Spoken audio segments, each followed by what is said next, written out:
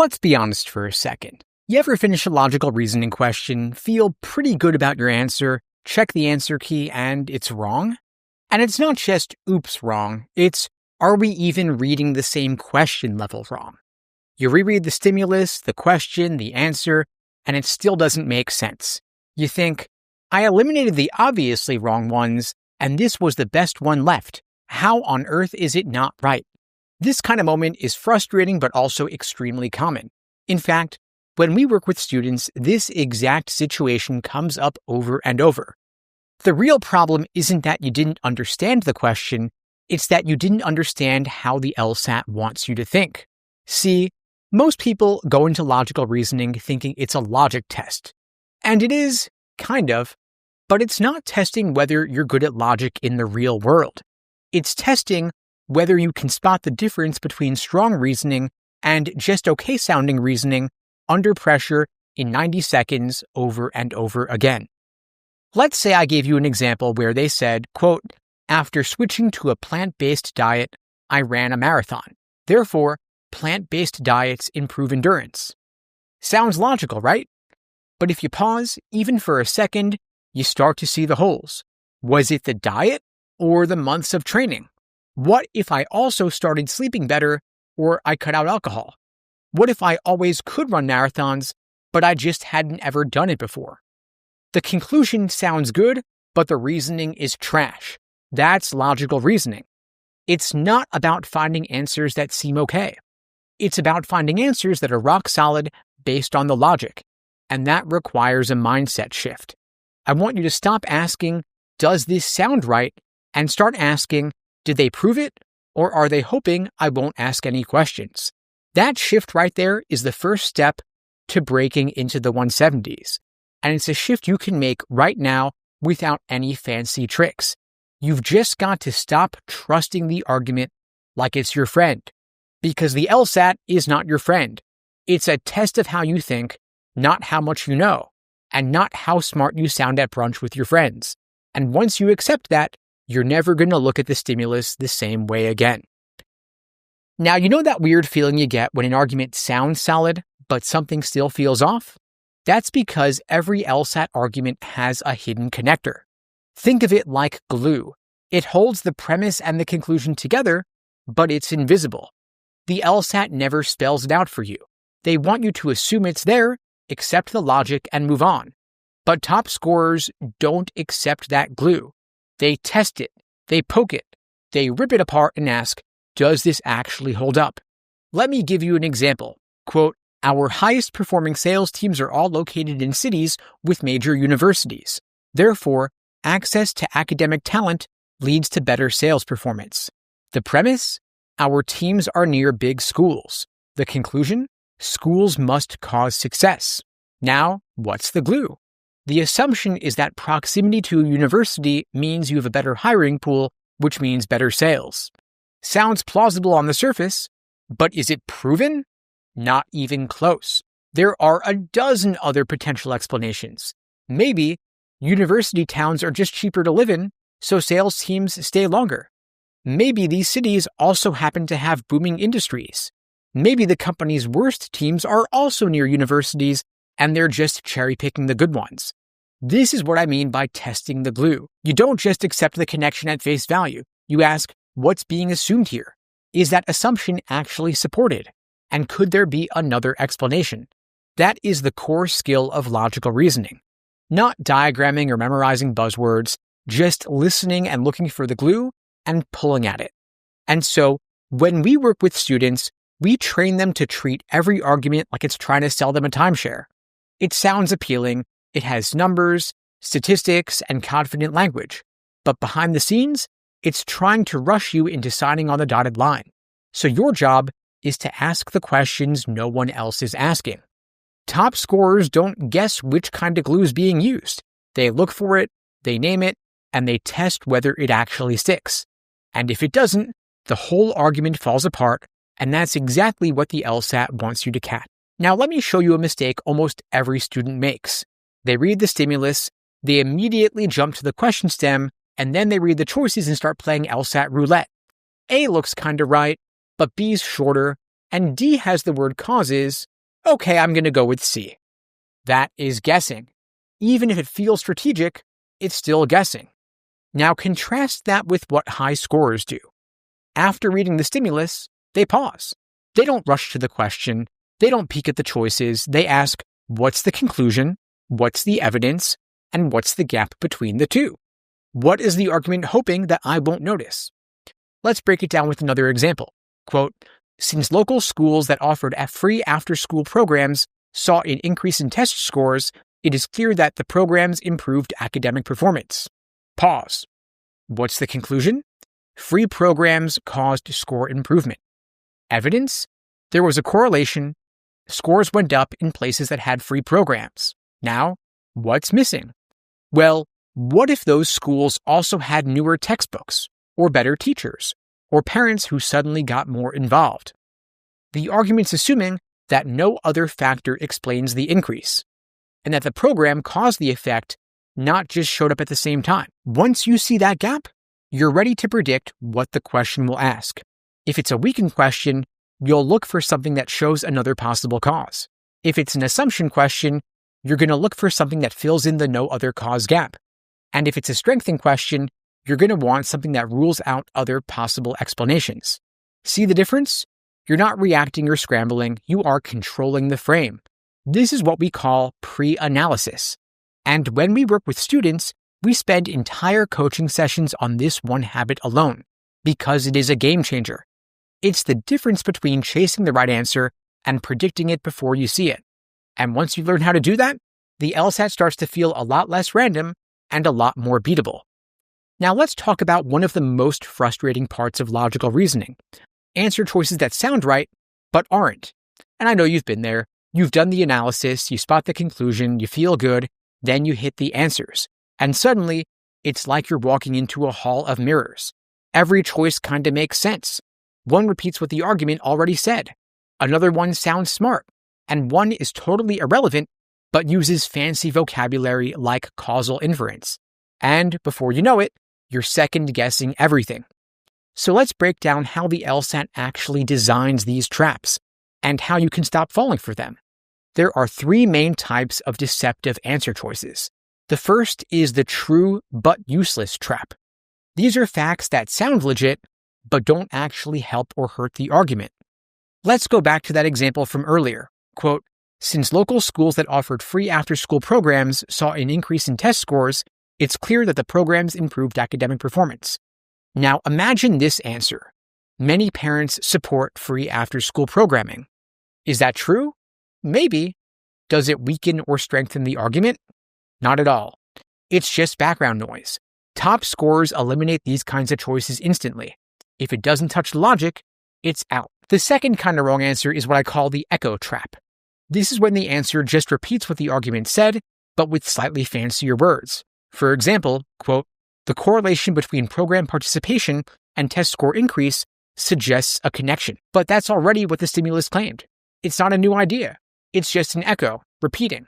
Remember, the right answer will not restate the premises. It either attacks, supports, or connects something in the logic. If it just mirrors the argument, you're going to want to toss it out. Then you have the off-topic genius trap, and this one is sneaky. It introduces a totally new idea that sounds smart, but isn't addressing the actual gap. For example, quote, test scores are not the only way to measure academic success. Is that what the argument was about? Not at all. The stimulus claimed the program caused a rise in scores, so that's what we're evaluating. Whether test scores are perfect isn't the point. Don't let intellectual-sounding answers distract you from the real issue. Every answer has got to earn its way in by addressing the logic. You don't pick the answer that sounds good. You pick the one that does the job. That job could be to reveal an assumption, strengthen a link, weaken a claim, or ID a flaw. If it doesn't do the job, you want to cut it out. And so we tell our students that they're not here to choose the best sounding answer, they're here to choose the one that actually does something useful. And that's how you stop falling for traps. Now let me tell you about a student of ours named Aaron. When he started, he was scoring in the low 150s. Super smart guy, great work ethic, knew all the question types. but logical reasoning kept tripping him up. His accuracy was stuck around 70% and he couldn't figure out why. He was doing everything the textbook said. Timed sections, blind review, flashcards for fallacies, drills on strengthen, weaken, necessary assumption, and so on. But his progress stayed stalled for weeks. So we changed one thing. We told him to treat logical reasoning like a gym for his brain. Not a library, not a quiz, but a mental gym. Here's what that looked like. The first step was to slow down. We had him spend 3 to 5 minutes on each single individual question at first. No timer, no pressure, just read the stimulus and ask, what's the conclusion? What's the support? What's missing? And what assumptions are holding this up?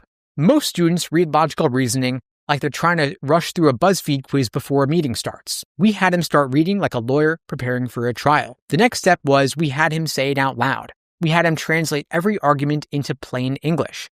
He didn't just repeat the stimulus, he said what the argument was really saying.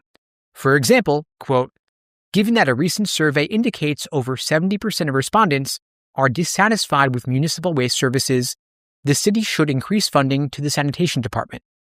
Aaron's version was, people are mad about trash pickup, so the city wants to throw more money at the problem. That right there is gold, because once he said it out loud, he immediately saw the flaw. Wait, how do we know the sanitation department is the problem? What if people are mad about recycling or illegal dumping or city rats? Then we had him build a mistake portfolio, and this is the game changer. After every question he got wrong, Aaron wrote down what he assumed, what the argument assumed, why the correct answer worked, and what the trap answer tricked him into thinking. We called this his mistake portfolio because it was basically a record of every time the LSAT beat him, every time it played mind games with him, and the LSAT tricked him. The goal here was not to avoid making mistakes at all, it was to learn the LSAT's playbook. Because once he saw his patterns, like always falling for echo traps, or getting seduced by factually true but irrelevant answers, he stopped making those mistakes. And you know what happened? Within 3 weeks, he jumped to 90% accuracy on logical reasoning. No new book, no expensive tricks, just a total shift in how he trained. Now, of course, this is not a promise or a guarantee. Your results may vary, but I share this story to show you what is possible when you start documenting mistakes and looking more critically at your thought processes. Because the best students don't just do more questions, they use each question to sharpen their instincts. Now, let's clear up a big myth. You've probably heard people say, oh, the LSAT reuses question types. And yeah, sure, it's technically true. You'll see flaw questions, strengthen, parallel, and so on. But that's not the real pattern. The LSAT is not recycling templates, it's recycling flawed ways of thinking. Same logic mistakes, dressed up in different disguises. And once you start to see this, logical reasoning gets way easier. You stop trying to memorize every single question type, and instead you start recognizing the habits of bad logic. Let me show you the classic repeat offenders. The first big one is after this, therefore because of this. This is a classic correlation causation fallacy, aka post hoc fallacy. For example, quote, sales went up after we hired a new marketing director, so she must be the reason. But maybe it was seasonal. Maybe the economy improved. Maybe they just got featured in a viral TikTok. So just because B came after A doesn't mean A caused B. Another one, and this one is sneakier, is it's possible, therefore it's true. Example, it's possible that a lack of sleep contributes to memory loss. Therefore, we should take steps to prevent it. But just because something might happen doesn't necessarily mean it does happen. Possibility is not proof. And this one shows up all the time in logical reasoning. And if you're not careful, you might fall for it. Another classic flaw is this is the only explanation. Like the only reason test scores dropped is because of a change in the curriculum. But maybe it's class size, or teacher quality, or changes in testing standards. LSAT arguments love to pretend that their explanation is the only one. So your job is to say, whoa there, what about all the other stuff? Another one is part to whole and whole to part. Like, quote, this department performs well, so each individual employee must be excellent. Or, John is lazy, so the whole team must be underperforming. What's true of the group might not be true of each member, And what's true of one person might not be true of the whole. And so we teach our students to spot these patterns the way athletes recognize plays. A quarterback doesn't memorize every possible defensive strategy, but they learn to read the signs, the movements of the safeties, the way the linebackers shift. And you can do the same thing on the LSAT. So I want you to stop asking, what type of question is this? And start asking, what is the lazy thinking behind this? Because the lazy thinking is something LSAT will always reuse. Now let's talk about what happens when the LSAT gets mean. You're cruising through logical reasoning, things are clicking, you're spotting flaws, predicting answers, and then this happens. Quote, due to the polycentric nature of legislative inertia across semi-sovereign governing bodies, regulatory cohesion remains elusive in domains involving cross-jurisdictional accountability. And you're like, welcome to what we call a clunky stimulus.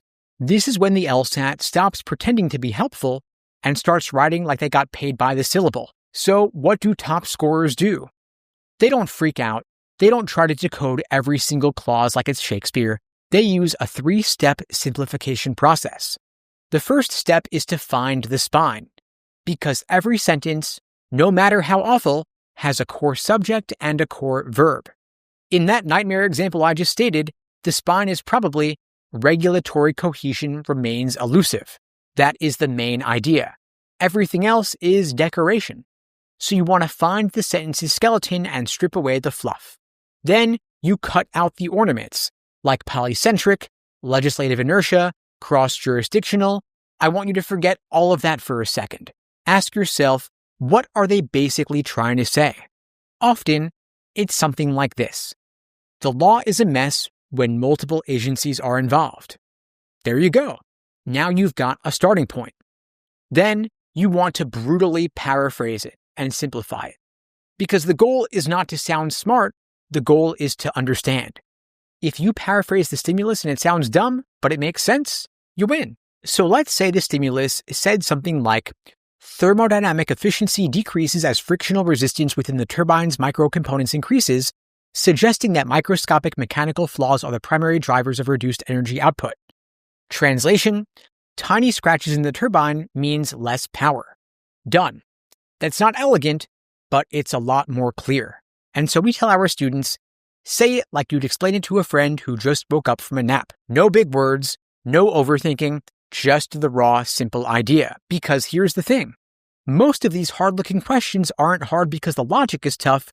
They're hard because they're written in LSAT-ese. And if you can translate LSAT-ese into plain English, you defang the whole thing. Now, the thing I want you to remember is that the people who score in the 170s are not all born geniuses. They don't all have degrees in logic or philosophy, and they definitely don't all just get it. But what they do have is this. They've trained themselves to spot bad reasoning fast. That is it. They've built a system in their heads that runs quietly in the background asking questions like, is that a real cause, or is it just a coincidence? Are they assuming something that they didn't say out loud? In other words, they're not relying on instinct. They don't play multiple choice whack-a-mole. They think like lawyers, not test takers. And they do it because they've practiced the right way. I want you to interrogate the argument rather than trusting it blindly. I want you to predict before you peek at the answer. And say the logic out loud, even if it sounds dumb. And track your mistakes like a scientist. You can do all of this. No fancy tricks, no secret sauce, just better thinking. The LSAT doesn't reward the people who memorize the most, it rewards those who notice what's missing. That's the real test, and now you know how to beat it.